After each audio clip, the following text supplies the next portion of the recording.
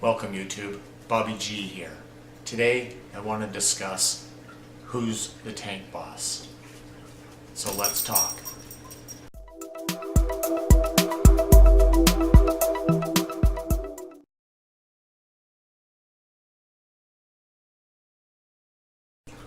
Well, it was a couple weeks ago now that I was watching the tank. As I do, I watch it fairly closely, and I had the night before this, I had commented to my wife how nice the dragon blood was looking, the one that was in question, what position he still had in the tank, and he's a beautiful fish, a beautiful specimen. He was about 7 inches, and you can see I'm using the word he was. I was watching him one day and having coffee upstairs, watching my tank, and he was perfectly fine. And then I was working downstairs in the fish room, and it was about 4 o'clock, and my wife called me, and he was all but done. He was nose up and barely able to breathe. And the best I can tell is that the new tank boss got the best of him in a hurry.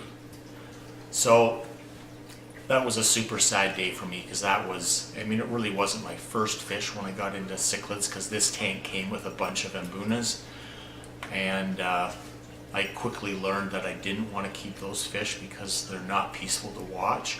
So I got rid of all but one of them, and the dragon blood was the first fish that I got that I wanted, and he was also my reconnection with Mbuna Marcus, a guy that I had known 15 years earlier when I was back in saltwater. And so that's what he meant, a lot to me. The dragon blood, we called him Dot, and so he's no longer with us. That's a sad part of the hobby. We hope to minimize these types of things, but moving on, I'll show you who the tank boss is, and I'll show you a few of the other fish, and we'll carry on. So we'll take a little closer look here. This orange OB, as you can see, is quite certainly or definitely the tank boss now. He is one that was in question whether he was going to take the spot in my earlier video. And sure enough, he has. He's quite large. I would say he's 6.5 to 7 inches now. And for the most part, these guys get along. The icebergs, the fryer eyes, they get along pretty good. They fight amongst each other sometimes, what seems somewhat aggressive, but they're not. I don't catch them lip locking, so they're just pushing their muscle around a little bit. They're a little bit excited right now because it is feeding time. There's one new fish in here. I'm just having a look. I've got 2 of these calico convict cichlids now. Got this guy from, both of them from Mbuna Marcus, and my hope is to have about 4 of these one day, because they do have a tendency to chum around with each other. It will be all females that I have, so that they're not too aggressive, and the females are very beautiful fish also. Other than that, I think I have removed a few fish and taken them down to the fish room. They are fish that I'm going to call underperformers. I purchased them. They had some color when I bought them, and they colored down as soon as I put them in this tank.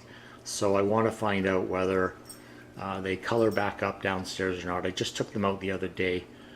So we'll keep an eye on those. I'll make a video shortly of a fish room update and show you what fish I have down there.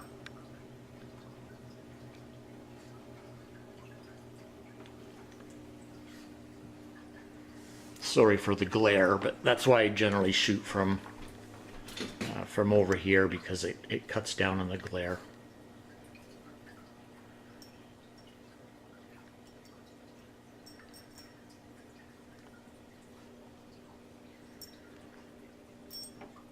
This Slovenia is one of my favorites.